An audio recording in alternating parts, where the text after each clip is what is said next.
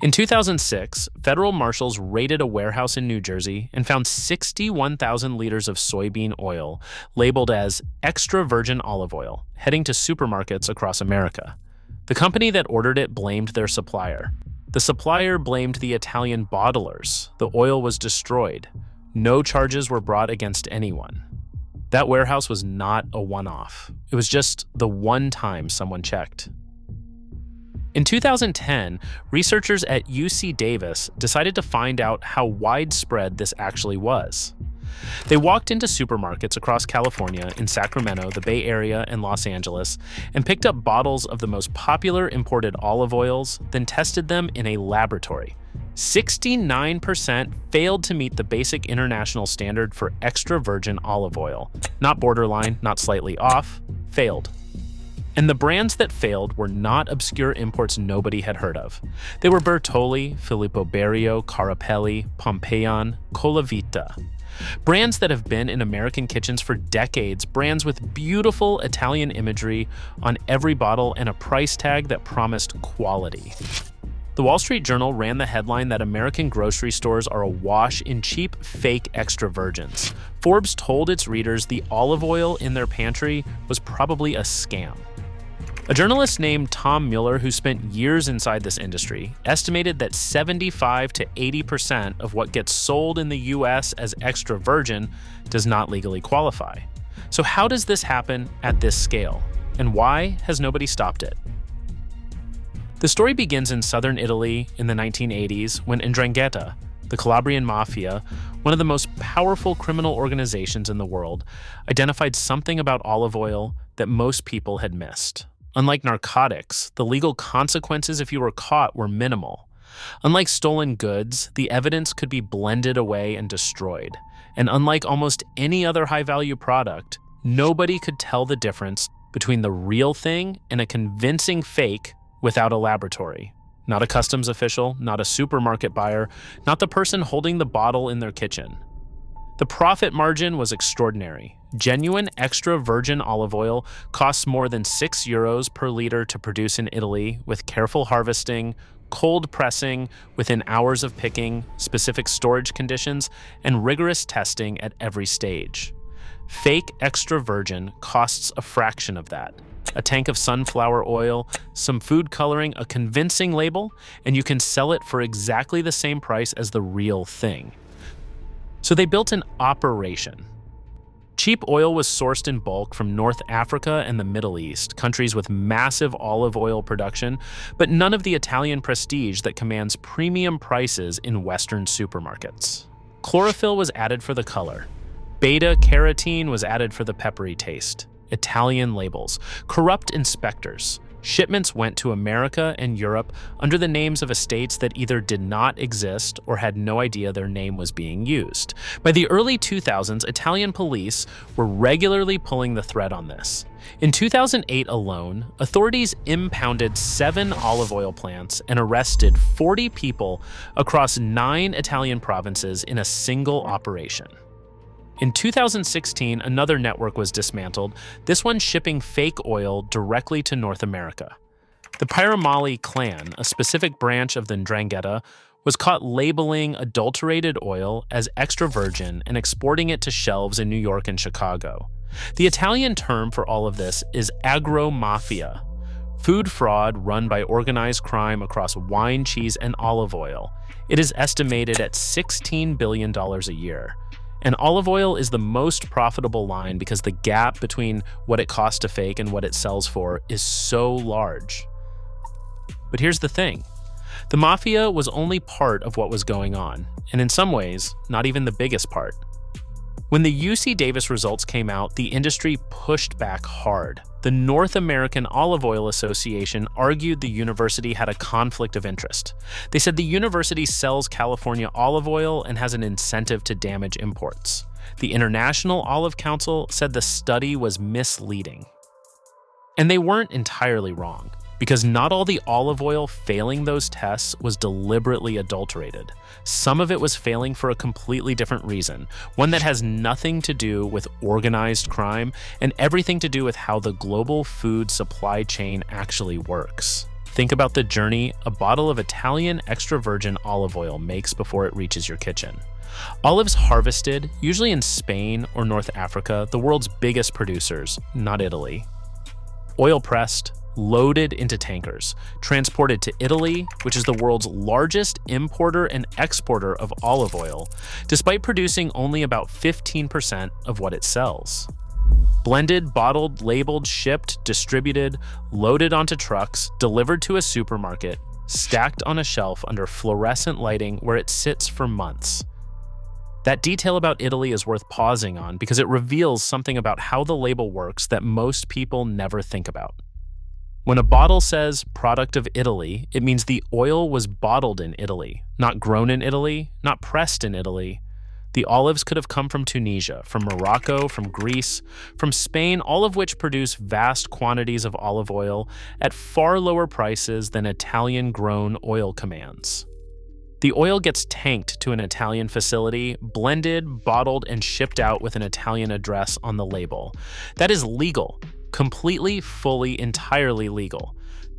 The label says product of Italy because Italy is where the product was made, in the sense that it was assembled there. The way a phone assembled in one country from parts made in 5 others carries the flag of wherever the final screw was tightened. And consumers who associate Italy with quality olive oil because of centuries of genuine Mediterranean food culture pay a premium for that association regardless of where the olives actually came from. Real extra virgin olive oil is extraordinarily delicate. Heat degrades it, light destroys it. Oxygen turns it rancid. Every step in that chain is an opportunity for quality to deteriorate. By the time a bottle that genuinely qualified as extra virgin when it left the mill reaches a shelf in Ohio, it may no longer qualify. Not because anyone deliberately cheated you, because the system itself makes maintaining that standard across those distances almost impossible. And there is essentially nobody checking. The FDA does not routinely test olive oil. The USDA has standards but no real enforcement capacity. The agency's own olive oil specialist, someone who spent over 30 years in that role, put it plainly. We can always expect adulteration and mislabeling in the absence of surveillance by official sources. The label is a promise, and the promise is unenforceable. So people started trying to figure it out themselves. The fridge test became the most widely shared piece of advice. Put your olive oil in the refrigerator overnight. Real extra virgin solidifies because of its fat composition. Fake oil stays liquid. Free, easy, no laboratory required. UC Davis tested this too. UC Davis put 7 oil samples in a refrigerator: genuine extra virgin, low quality, extra virgin, canola, safflower, and various blends. After several days, the samples containing real extra virgin had partially solidified, but so had some of the blended oils. Any mixture with enough genuine olive oil behaves the same way in the fridge as a pure bottle does. The test gives you false confidence precisely when it matters most, when you have a sophisticated blend rather than outright fake. You cannot tell by looking at it. You cannot tell by the fridge test. You cannot tell by color or smell.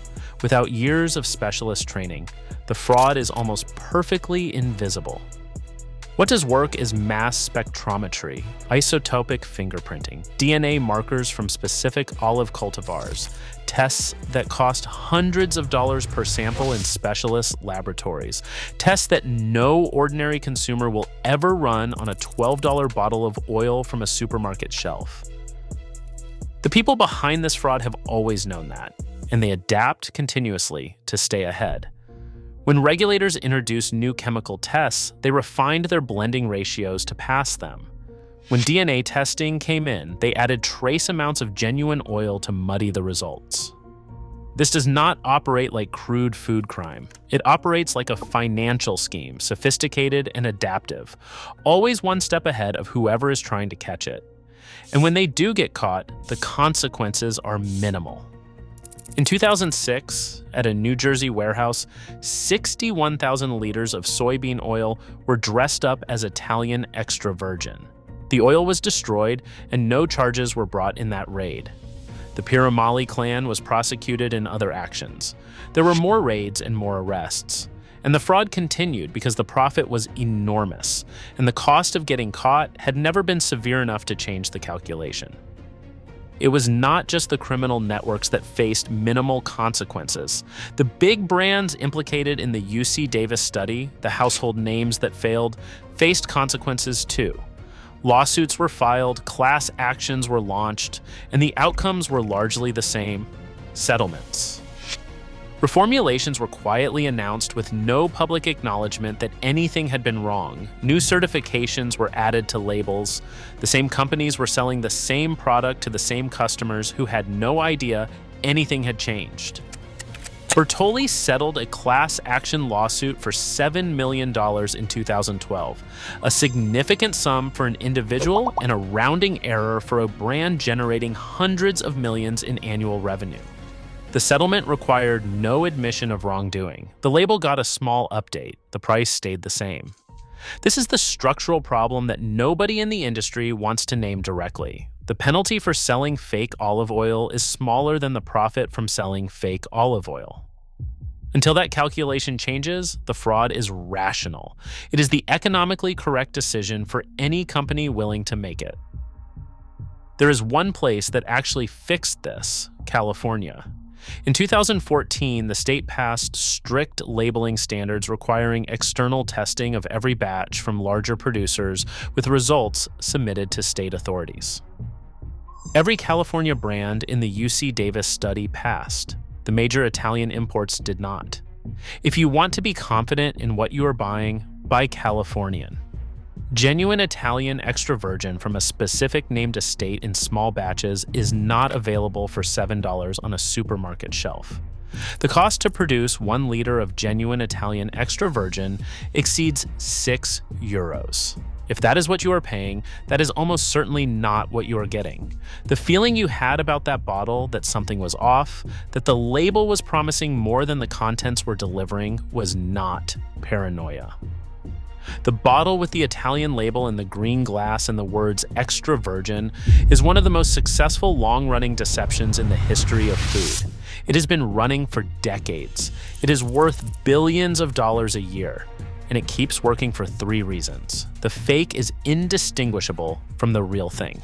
Nobody with the authority to stop it is checking, and the cost of getting caught is worth paying. When all 3 of those are true at the same time, the fraud does not stop. It just gets better at hiding.